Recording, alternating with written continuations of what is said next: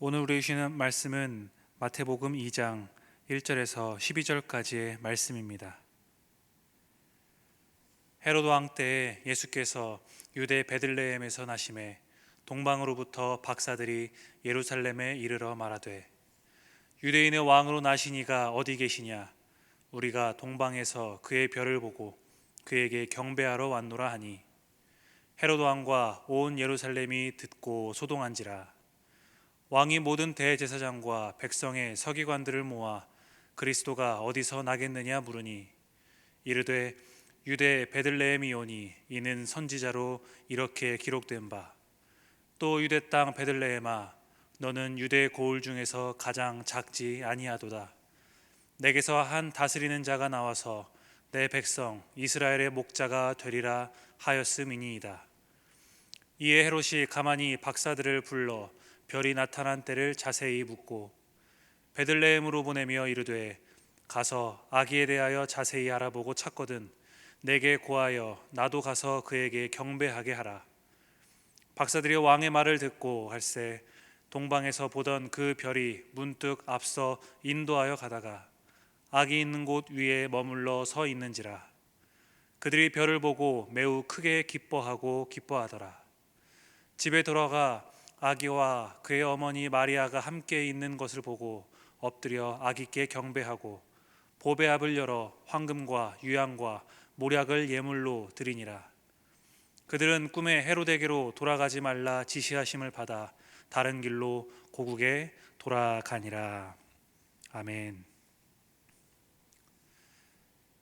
우리가 읽은 마태복음 2장은 헤롯 왕과 동방 박사의 대면으로 시작되게 됩니다.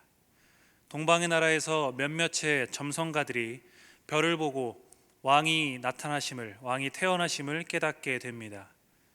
그래서 그들은 그 별을 쫓았고 왕이라면 당연히 왕궁에서 태어나겠거니 하여 궁전으로 들어가게 됩니다. 그리고 헤롯 왕에게 물은 것이죠. 유대인의 왕으로서 나시니가 어디에 계십니까? 하고 말입니다. 이 말을 듣고 헤롯은 당황했을 뿐만 아니라 헤롯 외에도 이 소식을 듣는 모든 이스라엘 사람들이 전부 당황하게 됩니다.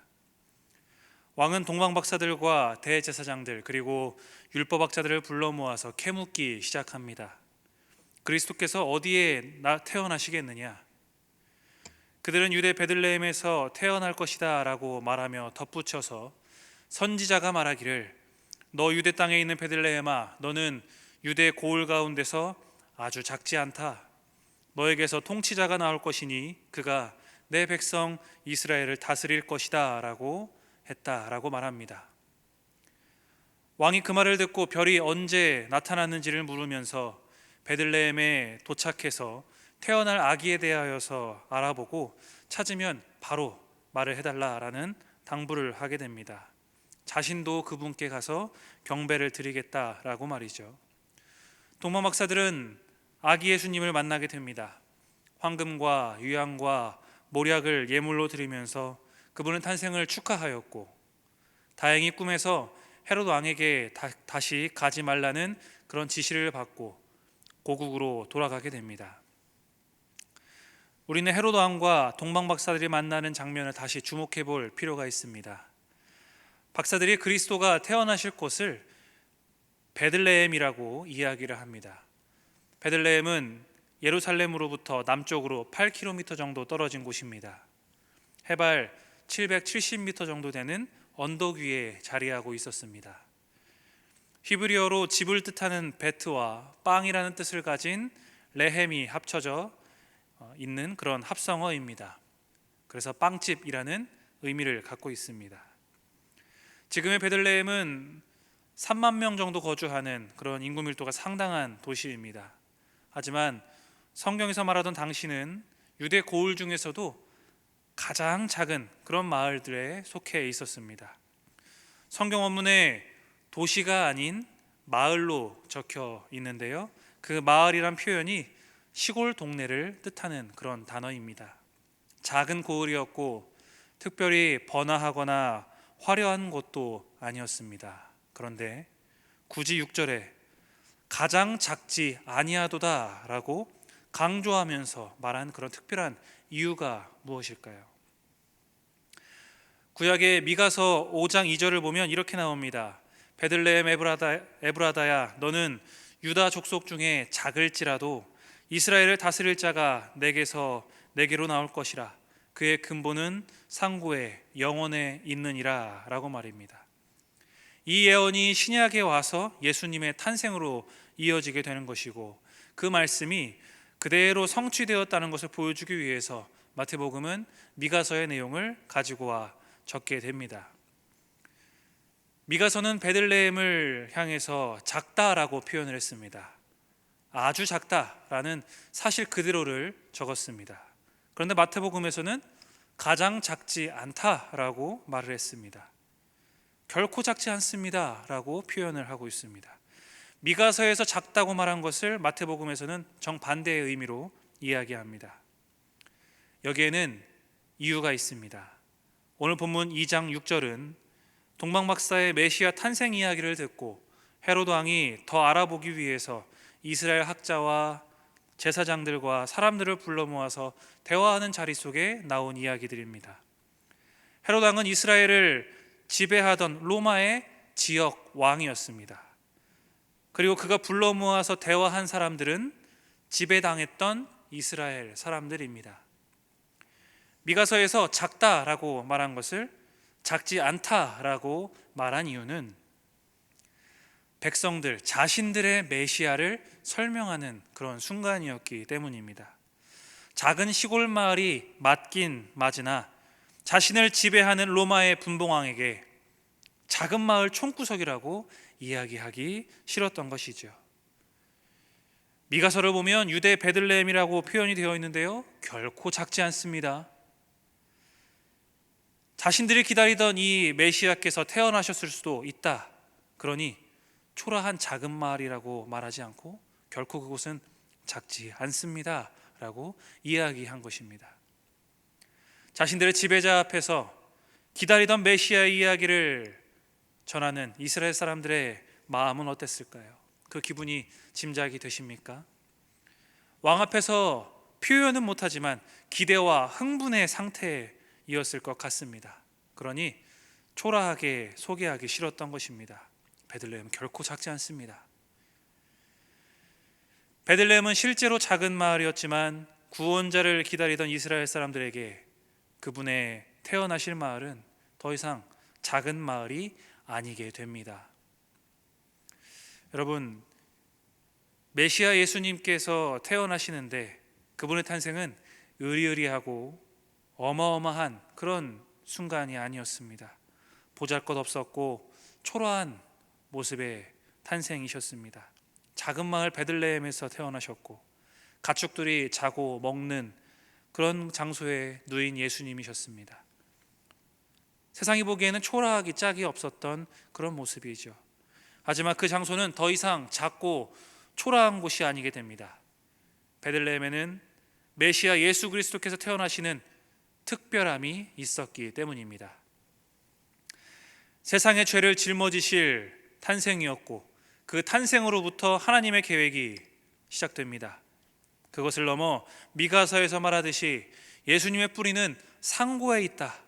태초부터 이미 시작되었다라고 말합니다.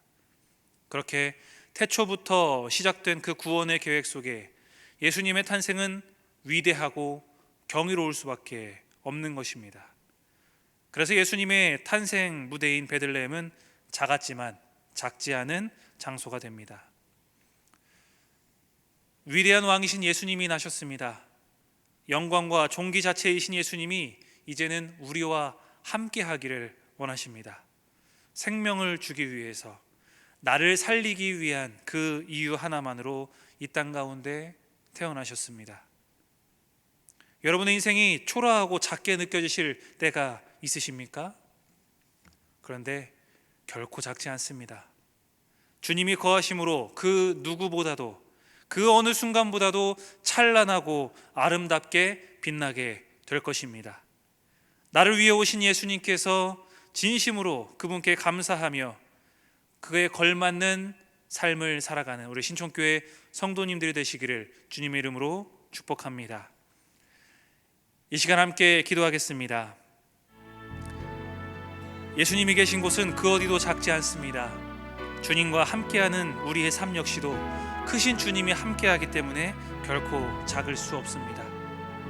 작고 초라한 나를 위해서 위대하고 놀라우신 주님의 오심으로 우리는 그렇게 변화되었음을 믿고 고백하며, 주님 나에게 오시옵소서, 나의 약한 마음, 나의 작은 마음들을 주님의 놀라운 은혜로 덮어주시기를 기도하여 주십시오. 또 교회를 위해서 기도하겠습니다. 교회의 모든 사역들과 2021년 허락되는 주님의 모든 계획하심 속에서 우리 신촌교회가 건강하게 하루하루 계획하심들을 주님 안에서 이루어갈 수 있도록 기도하여 주십시오.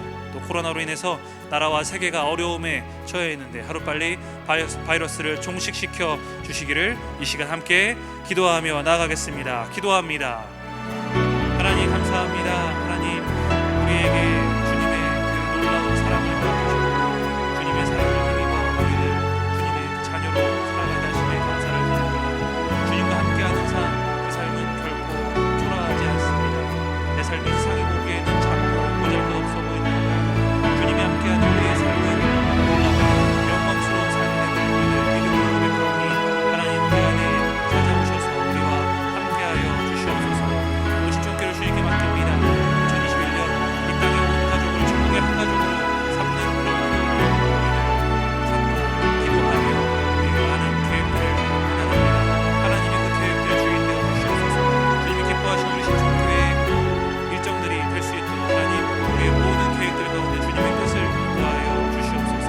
하나님 이 나라의 민족 그리고 또 전 세계가 코로나로 인하여서 많은 어려움에 처해 있습니다. 하나님 하루빨리 바이러스를 정식시켜 주시고 우리의 일상을 회복시켜 주셔서 우리가 함께 예배하고 우리가 모여 친교할 수 있는 그런 우리의 일상을 다시 한번 우리에게 되찾아 주시옵소서.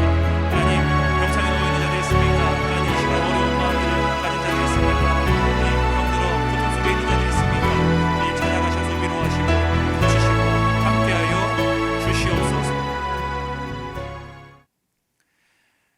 이제는 우리 구주 예수 그리스도의 은혜와 하나님 아버지의 무한하신 사랑하심과 성령님의 감화와 감동 교제하시는 은혜가 주님과 함께 찬란하게 빛나길 소망하는 모든 성도님들의 머리 위에, 우리의 가정과 직장과 학업과 사업 위에 지금으로부터 영원토록 함께 하시기를 간절히 축원하옵나이다.